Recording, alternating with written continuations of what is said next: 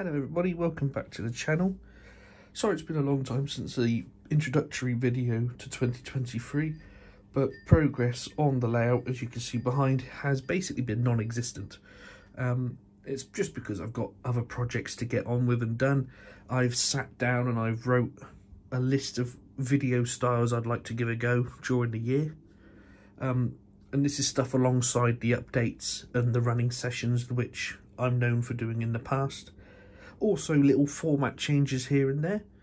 So with all of that rubbish out the way, moving forward now, this is the first video in a series of X amount of steps in modelling. So I've got 6 steps here throughout my journey in 00 of my locomotives.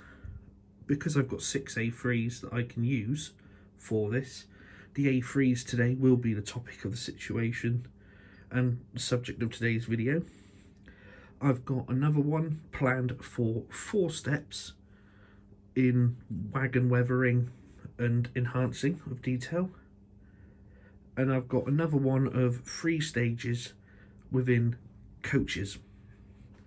The coaches one is a little bit further behind than these ones for the wagons and the locomotives, only because I'm waiting for the packet of plastic people to arrive so I can paint them up and start putting them inside the coaches to be part of that video. So without any further ado, I'll just explain what this video is. During the course of my model railway lifetime, shall we say, my life within the hobby, I've gone through all of these 6 stages to a point now where I'm quite happily at the higher end of these 6 stages. Now, this is by no means, shape or form, this is how it must be. This isn't the case at all. The best thing about this hobby is that everyone's journey through it and their progression is A, at their own speed, but B, they find their own little ways of doing it, which is always fascinating to me to hear the stories of how people have built X engine from scratch, whether it be a IVET class 4 right the way through to a precursor tank, or maybe even an A3.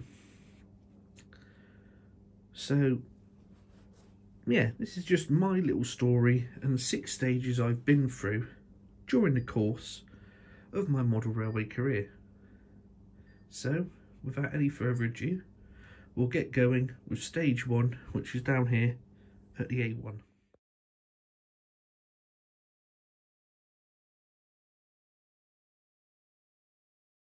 Okay, so here at stage 1, we're here with Royal Lancer 4476. It's an L&ER apple green with a 1928 corridor tender, and this is a locomotive fresh out the box.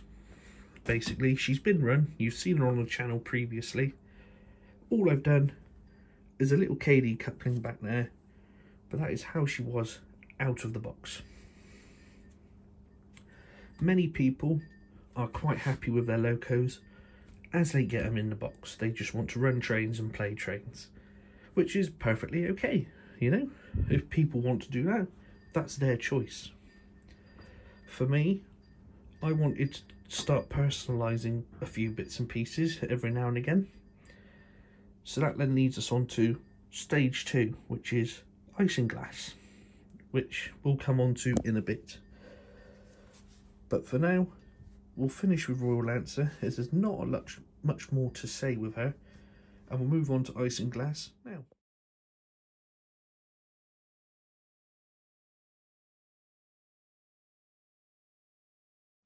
Okay, so we're back here at stage 2.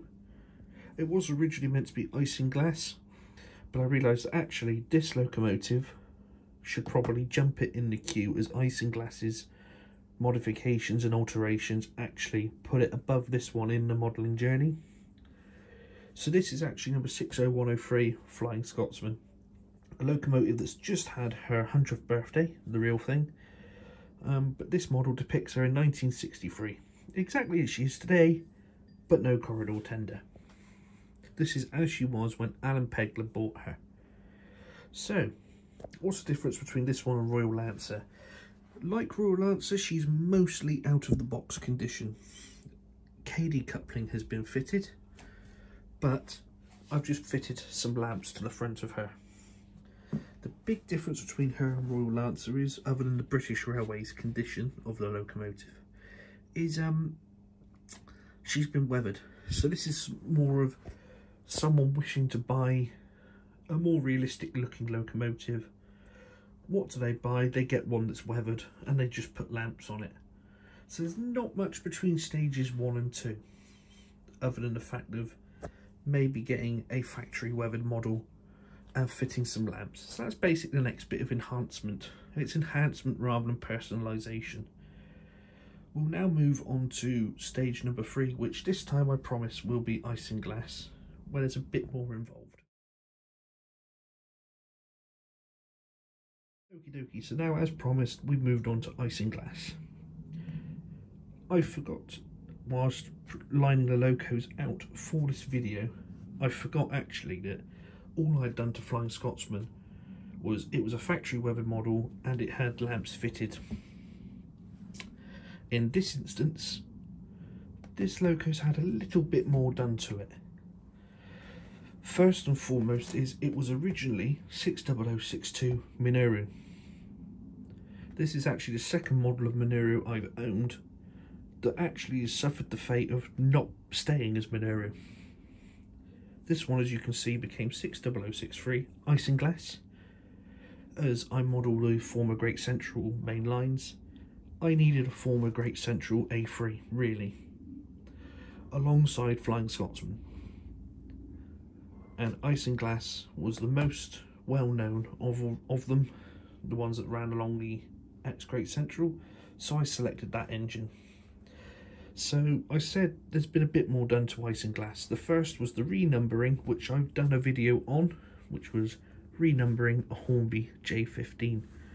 So to see how I done that, it's all in that video.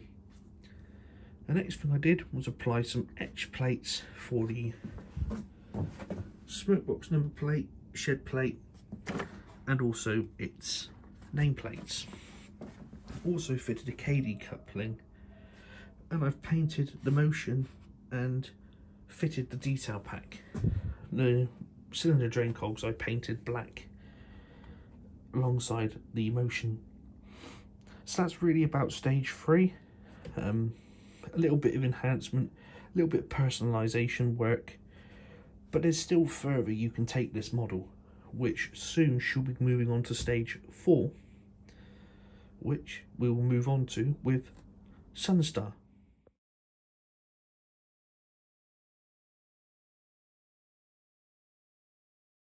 Okay, so we're now here with Sunstar.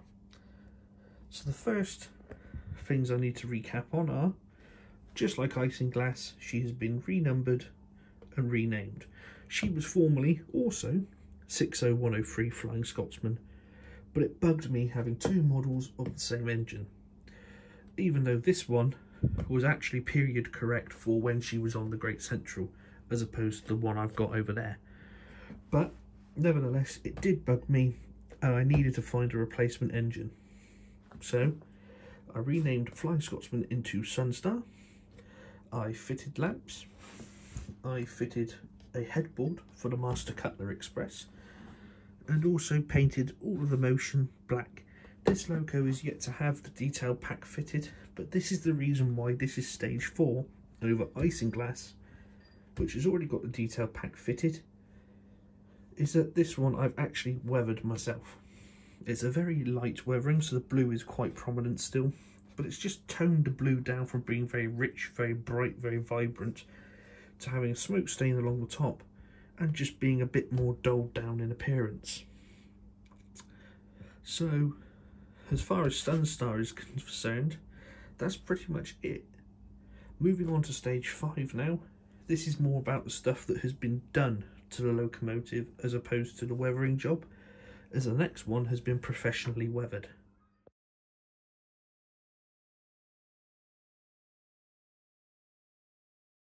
So the next A3 on the block is this one here. This is Singapore 60042. Again, quite prominent on the channel. She does run a fair bit on the channel. So, the reason why I've put her at stage 5 is you've gone through stages 1 to 4. You're now feeling a bit more confident in your modelling. So, you've gone ahead and you've taken out the fake coal load and you've put a real one in. And also, for a little bit of realism, you've started to fit a crew. I'm awaiting a chap to turn up to finish this one off. So that is really your next step after stage 4. So once you've done your basics, you're ready to start adding that little bit extra realism in. So again, so to recap, at one point she was a base model like Royal Lancer. She then had some lamps fitted like Flying Scotsman. At some point in her life, like Isinglass, she had been renumbered, etched name and number plates fitted, and then she had been professionally weathered. So that made her up to stage 4. Difference from 4 and 5 is real coal in the tender and crew. So finally, we bring it on to the last A3 of the bunch. People who know the channel and have been with the channel a long time know that this next A3 is my favourite of the class and is my favourite of all my models of A3s I've got. She runs fairly regularly on the channel, is in almost every running session. So it should come as no surprise when I move on to stage 6, which is my model of Humorist.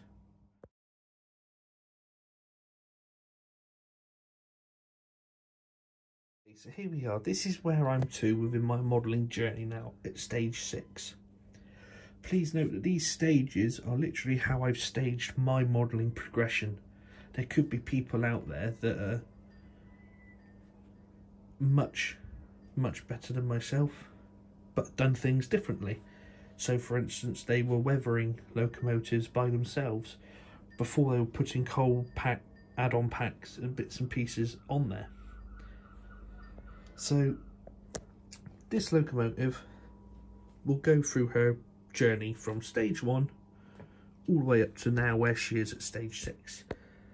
So when she was at stage 1, she was a model of Monero 60062, as was Isinglass. She then became Humorist and received her double chimney. Now this double chimney is a white metal double chimney that I bought off of the Phoenix Precision website under one of their subsidiary companies, as I did this style of smoke deflector. So she went from an out-of-the-box model to, so we skipped stage 2. She didn't receive her lamps until much later. So she went straight from 1 to 3, where I changed the identity of the locomotive. Whilst I was doing that, we implemented stage 5, the fitment of real coal to the tender, KD coupling, and also a crew. So that was all done. So she was at quite comfortably stage 5, even though she hadn't yet been weathered. Once I had done necessary modifications to the front end, which was made up these brass smoke deflectors, handrails, and soldered it all together and then super glued it to the loco, as I did the chimney, she then received her weathering, which is medium, light to medium. She's not clean, but she's not filthy either. So it's really just the next level from stage 5, which is where I'm to today. I'm quite confident that as long as I have clear instructions and decent reference material, i.e. photographs, books, etc., that I could hack into a model and come out the other side with a relatively good job of it. There are steps beyond here which I've started to dabble with, which is kit building locomotives, mostly in O gauge as opposed to 00, but there are a few in 00 that have actually featured on the channel at at various points. So we'll get all the A3s back out again, and then we'll finish with the conclusion to the video. But stage 6 of my modelling was being able to take a manufacturer's model and do a significant modification to it, i.e. the fitting of aftermarket components, in this case the smoke deflectors and the chimney. So we'll see you in a minute and we'll conclude the video, and well, yeah, we'll see you in a minute.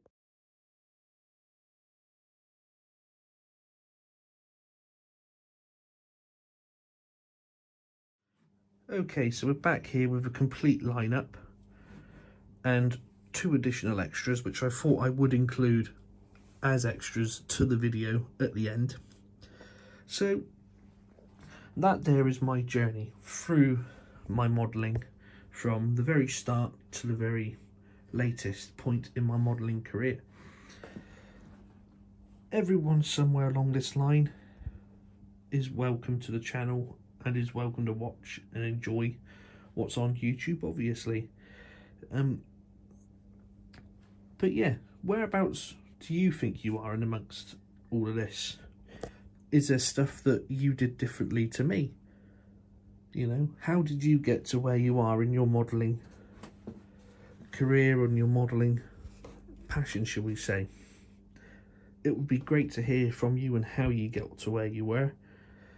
Are you at the point where you're even beyond me, where you're scratch building stuff? That would be great to hear, and hear the differences between kit building at the end there and scratch building or modifying substantially an RTR product. As I mentioned, here at the end we have 2 Peppercorn Pacifics. In front of us here we have WP Allen, the very first of the A1s, and we have Sun Chariot, which was one of the early A2s. WP Allen is what they call a bitzer. She was bought up as components on eBay, so locomotive half here was bought in one with no tender.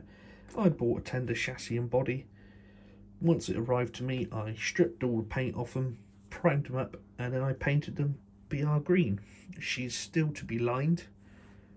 It's a task I've been putting off for a long time, but I need to get my arse in gear and get that sorted. And then finally finishing up here we have Sun Chariot, again awaiting lining. Again, I need to get my behind in gear. And she is a kit built locomotive, nice and heavy, nice and weighty, and she has run on this layout. So yeah, to bring the video to a close, I hope that you've enjoyed it, and I hope you're all looking forward to what's coming next. The layout update, in all fairness, probably won't come until I've made some substantial progress to the layout. I'm still working on the TMD at the minute, so that's probably, once that's complete, up and running, is probably the point then that the video will come out. So we're looking midsummer potentially, but the updates for the actual physical layout now will start to slow down, as there'll be long periods of time going by where there isn't really a lot being done. So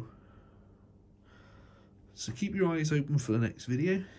If you enjoyed this one, please leave it a like. If you want to drop a comment, please do, and subscribe to the channel. Help it grow a bit more. We'll welcome a few more people in. And keep your eyes peeled as well, because I am going to be making a bit of an announcement on this channel to promote another channel that I'm going to be part of. So please keep your ears to the ground for that one. That will get its own separate video. That will probably take place at another location as well. So in the meantime, thank you all so much for watching. Happy modelling and stay safe out there. And I will see you all in the next one. Bye.